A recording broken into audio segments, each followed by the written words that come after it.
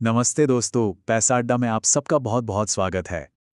अरे हाँ, इससे पहले कि हम अपनी बातचीत शुरू करें, एक छोटा सा काम फटाफट कर दो। वीडियो को लाइक, शेयर और हाँ, चैनल को सब्सक्राइब करना बिल्कुल मत भूलना। यार मैं ना आजकल बड़ा कंफ्यूज हूँ।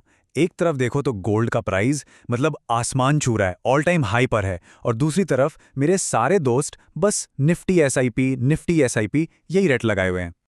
अब समझ ही नहीं आ रहा है कि अपनी मेहनत की कमाई आखिर लगाऊं तो लगाऊं कहाँ?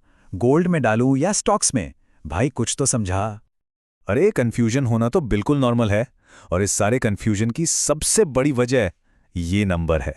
पिछले एक साल में गोल्ड ने पूरे 52% का रिटर्न दिया है। अब इतना रिटर्न होगा तो चर्चा तो होगी ही ना। 52%? क्या बात कर रहा है? फिर सोचना क्या है इसमें? चलो सारा पैसा निकालते हैं और गोल्ड में ही लगा देते हैं। बेस्ट प्लान है ना? वो हो, रुको रुको, इतनी जल्दी नहीं। देखो, इन्वेस्टमेंट ना एक मैराथन जैसी है, कोई 100 मीटर की रेस नहीं है। चलो एक छोटा सा कंपैरिजन करके देखते हैं कि इस लंबी रेस में आगे कौन निकलता है। अब स्क्रीन पर देखो, ये पिछले एक साल की रेस का रिजल्ट है। यहां साफ साफ दिख रहा है कि गोल्ड ईटीएफ ने लगभग 52% का रिटर्न दिया और निफ्टी 50 ने सिर्फ 3% के आसपास।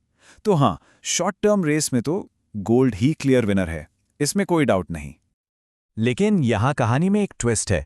अगर हम इस रेस को थोड़ा सा लंबा करें ना, तो पूरी पिक्चर ही पलट जाती है। जरा इस टेबल पर नजर डालो। मान लो 10 साल पहले किसी ने 1-1 लाख रुपए दोनों में डाले होते, गोल्ड और निफ्टी, तो आज गोल्ड वाले पैसे बन जाते करीब 3,53,000। वहीं निफ्टी 50 वाले पैसे बढ़कर हो जाते 3,58,000। देखा, लंबी रेस में निफ्टी थोड़ा सा ही सही पर जीत गया। अरे वाह, ये तो मैंने सोचा ही नहीं था। पर ऐसा है क्यों? मतलब शॉर्ट टर्म में गोल्ड जीत रहा है और लॉन्ग टर्म में निफ्टी? क्या चक्कर है इनका? बहुत ही बढ़िया सवाल है। अब इसको समझने के लिए ना इन दोनों को एक क्रिकेट टीम के प्लेयर्स की तरह सोचो। हर प्लेयर का एक अलग रोल होता है टीम में, आखिर है ना। तो जो गोल्ड है ना, वो है हमारी टीम का सॉलिड, एक डिपेंडेबल डिफेंडर। जब भी मार्केट में गड़बड़ होती है, कोई क्राइसिस आ जाता है या महंगाई बढ़ती है, तो गोल्ड हमारे पोर्टफोलियो को बचाता है। और निफ्टी 50 वो है टीम का स्टार स्ट्राइकर। जब इकोनॉमी अच्छा कर रही होती है तो देश की टॉप 50 कंपनीज वाला ये इंडेक्स तेजी से स्कोर करके हमें लॉन्ग टर्म में पैसा बना कर देता है। डिफेंडर और स्ट्राइकर वाली बात तो आ गई समझ। पर फिर भी आखिर में बेटर कौन है? विनर किसे बोलें? देखो, असली सवाल ये है ही नहीं कि गोल्ड और स्टॉक्स में से किसे चुने। असली गेम तो ये समझने का है कि ये दोनों एक दूसरे को सपोर्ट कैसे कर सकते हैं। जो स्मार्ट इन्वेस्टर्स होते हैं ना, वो किसी एक को नहीं चुनते, वो दोनों को टीम में रखते हैं। और इसी स्मार्ट तरीके को कहते हैं एसेट एलोकेशन। बिल्कुल सिंपल भाषा में इसका मतलब है अपने सारे अंडे एक ही बास्केट में मत रखो। यानी अपने पैसों को अलग अलग एसेट्स में बांट दो, ताकि रिस्क और रिटर्न के बीच एक बैलेंस बना रहे।